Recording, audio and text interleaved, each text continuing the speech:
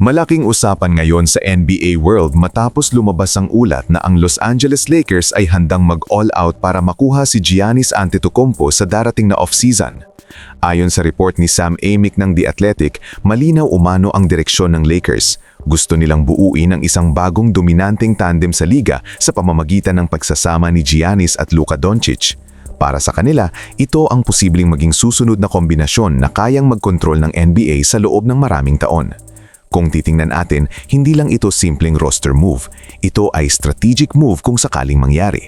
Ang pagkuha kay Giannis ay hindi lang dagdag na superstar. Ito ay pagbabago ng identity ng team. Alam natin na si Luka ay isang elite playmaker na kayang kontrolin ang tempo ng laro. Kapag sinamahan mo pa ng isang dominant force na kayang umatake sa loob, dumipensa sa kahit anong posisyon at magdala ng championship experience, nagiging halos imposible itong bantayan. Ito ang nakikita ng front office, inside-out dominance. Luka controls the brain, Giannis controls the pressure. Sa modern NBA kung saan karamihan ng teams ay nakafocus sa perimeter offense, ang ganitong kombinasyon ay pwedeng magdulot ng match-up nightmare gabi-gabi. Pero habang may gustong buuin ang Lakers, may isang team naman na posibleng sumira sa isa nilang core piece.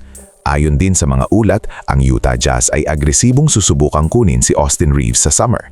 Matagal na raw target ng Jazz si Reeves at nakikita nila itong perfect partner para kay Jaren Jackson Jr. At ito ang mas nakakagulat, handa umano ang Jazz na ibigay at kahit lampasan pa ang anumang offer ng ibang teams para lang makuha siya. Hindi lang iyon, sa report, plano siyang gawing number 1 offensive option, isang role na hindi niya ganap na nakukuha sa kasalukuyang setup. Ibig sabihin, hindi lang ito tungkol sa pera, ito ay tungkol sa mas malaking responsibilidad, mas malaking spotlight at mas malinaw na leadership role. Kung mangyari ito, dalawang bagay ang posibleng makita natin. Una, Lakers shifting fully into a superstar-driven system. Pangalawa, Jazz rebuilding around a new offensive centerpiece. At kapag sabay itong nangyari, pwedeng magbago ang balance of power sa Western Conference.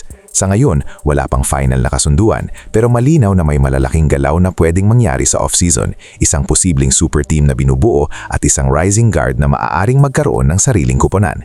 Ngayon, ang tanong, kung ikaw ang Lakers, isusugal mo ba ang future para makuha si Giannis? At kung ikaw si Reeves, pipiliin mo ba maging role player sa contender o maging main guy sa bagong team?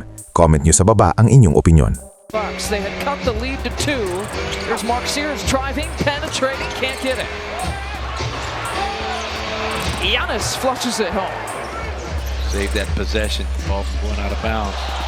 Arrow's trying to draw the offensive foul against Giannis. We play on. TP steps right behind the three-pointer for the corner shot. Fade just enough to get the separation to get it off. He's got a 20-point game.